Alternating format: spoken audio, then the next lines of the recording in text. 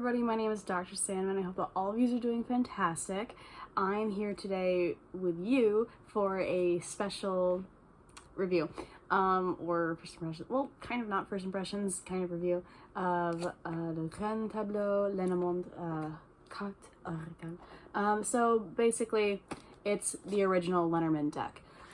If you're not familiar with the Lenormand deck, it's the best. Basically, back in the day, there used to be a card game that was just playing cards that looked exactly like this. And then eventually, at some point, Marie-Anne Lenormand, living in France, in Paris, France, I believe, she started using them for fortune telling. The same. She didn't alter them, just the same playing card deck. I forget the game of Fate, I think it was called, something like that. And then she started using them as a form of divination, and she became very famous, very popular, and she was renowned for how accurate they were and how psychic she was.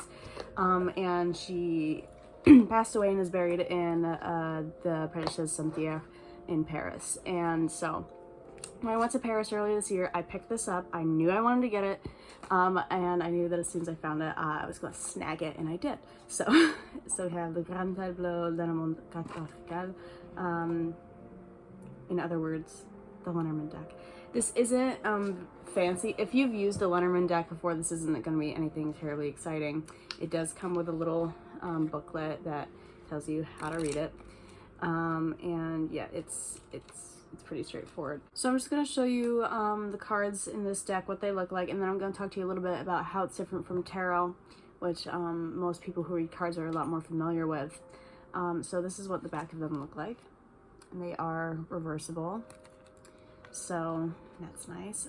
First we have the, and I might get some of the names wrong, I'm still new to reading with Lenormand. So we have the Rider or the Cavalier, the Clover. This one's got like the printer at the bottom, or the publisher, I don't know. The Ship. Oh, thanks. The House. The Tree.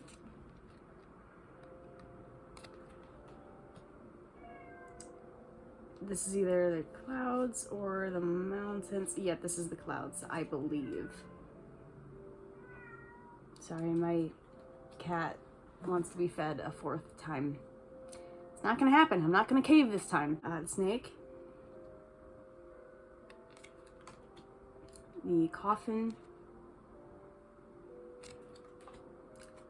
Bouquet. And you'll notice that on all of them they have their corresponding standard playing card correspondence, you know. Then we have the Scythe, the Whip, Birds, the Birds. You guys remember that film?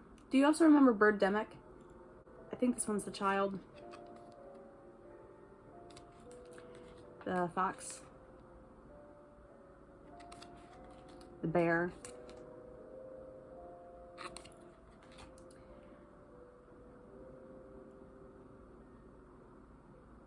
Unfamiliar with this one. Is it Snow?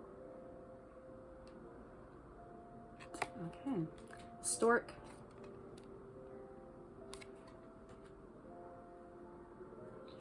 The Dog. The Castle. This is the Garden? Yeah, I'm pretty sure this is the Garden. I've been reading with Lenormand recently. I haven't been reading with this deck though, so you know, the Mountain. Is this the river or the fountain? Stream? Yes, I think so. Rat or mouse. The Heart. the ring, the book, the letter, the man, the woman, the lilies, sun. Oh, the other one must have been the stars, not the snow. What the fuck am I talking about? Sorry, I'm still like fairly new with Lenormand. The moon, the key, fish, the anchor, and the cross. I'm not going to like review this like it's like a more normal review is like, how does it shuffle, like blah blah blah blah, quality of the cards, whatever. I'm gonna speak on my experience with Lenormand as they compare to tarot. First of all, to touch on tarot, a lot more cards, 70 I think. The standard Lenormand has 36, so a lot less cards. And in my humble opinion, don't want to cause any rifts, but this is so much easier to read, and you get so much more specific than with tarot. So with tarot, you can do pretty much, if you could think of a spread, then you can make a spread about it, or if you could think of a question, you can make a spread specifically for that question. And you can do different spreads with Lenormand, but generally speaking, you always read it the same way. So you could use a different amount of cards or even different rows to answer different layers of the question, but you read them, you don't read the cards individually the way that you do with tarot. You read them like they're a sentence. So let's take the stork, we'll take the child, and the woman, and we'll take the woman. So let's say you pull those three cards, you pull the child, the woman, and then the stork in that order.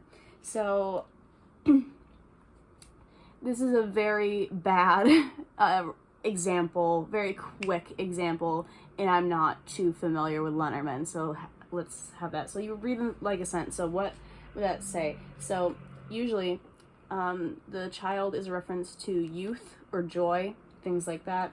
The woman usually is talking about a woman. And then you have a stork, which usually denotes pregnancy or the delivery of a child. So how you would read that as a sentence, again, bad example, quick example, not that experienced. The young woman became pregnant. So things like that.